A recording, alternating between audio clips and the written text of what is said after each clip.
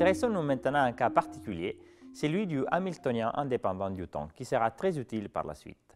On suppose que l'énergie potentielle ne dépend pas explicitement du temps, ce qui implique que l'opérateur hamiltonien ne dépend pas explicitement du temps non plus. C'est le cas des systèmes conservatifs qui, en physique classique, correspondent à des systèmes dont l'énergie est une constante du mouvement.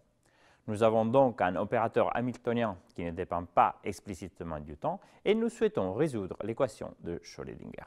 Dans cette équation, nous avons, dans le terme de gauche, un opérateur qui agit uniquement sur la variable temporelle et, dans le terme de droite, un opérateur qui agit uniquement sur les coordonnées spatiales.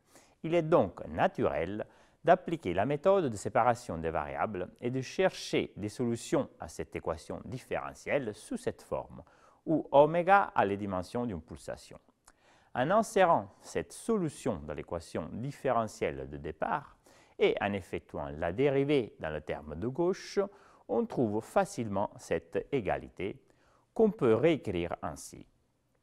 Or, ici, on remarque que, par les relations de Planck-Einstein, h bar oméga est égal à l'énergie E, ce qui nous amène donc à réécrire l'équation de cette façon.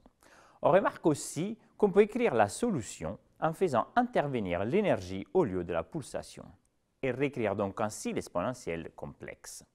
Cette équation est connue sous le nom d'équation de Schrödinger indépendant du temps. On remarque ici que cette équation que l'on vient de trouver est l'équation aux valeurs propres de l'opérateur hamiltonien. E est la valeur propre et phi de r est la fonction propre correspondante. En général, il y a plusieurs valeurs propres possibles pour l'opérateur hamiltonien et à chacune de ces valeurs propres est associée une fonction propre. Indiquons par exemple avec un indice n la valeur propre et la fonction propre correspondante. Donc, les valeurs propres du hamiltonien sont les énergies accessibles au système. Autrement dit, l'ensemble des valeurs propres de l'opérateur hamiltonien correspond au spectre des énergies possibles pour le système. Je vous prie de bien mémoriser cette remarque que nous allons généraliser dans le 5e chapitre lors du 3e postulat. L'ensemble des valeurs propres peut former un spectre continu ou bien un spectre discret, selon les cas. Par exemple, dans le cas d'une particule libre qui n'est donc pas soumise à une énergie potentielle, le spectre d'énergie possible est continu. Autrement dit, la particule peut avoir n'importe quelle énergie. Par contre, une particule confinée dans un puits de potentiel infini aura un spectre discret, c'est-à-dire l'énergie de la particule pourra prendre seulement certaines valeurs. Autrement dit, l'énergie est quantifiée. Ce cas de figure est étudié en détail dans l'exercice guidé en ligne venant à l'appui de ce chapitre du cours. Plus généralement, nous verrons dans les exercices venant en complément du cours que l'équation aux valeurs propres de l'opérateur hamiltonien admet des solutions de modules carrés sommables uniquement pour certaines valeurs discrètes de l'énergie, ce qui donne naissance à la quantification de l'énergie.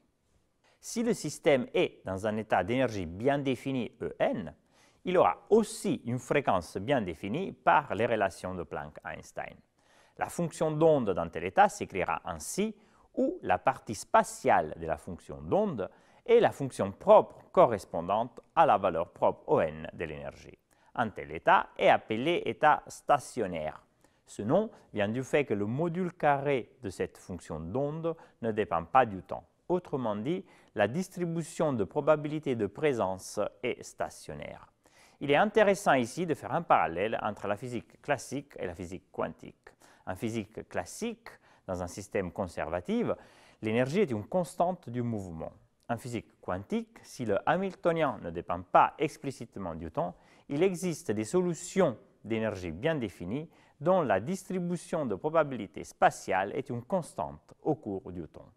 Il faut faire ici attention à une chose quand même.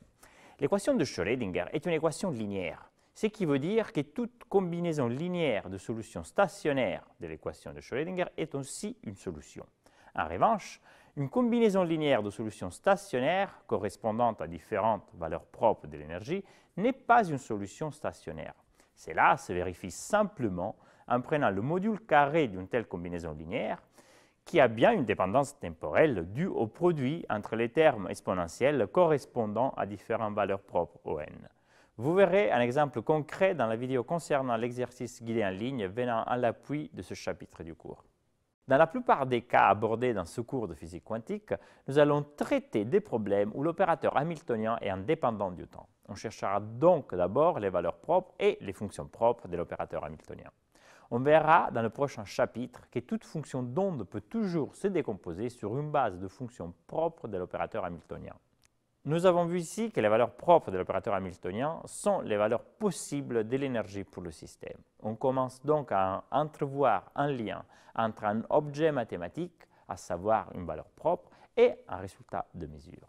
Nous allons généraliser cette idée à d'autres opérateurs lors du troisième postulat.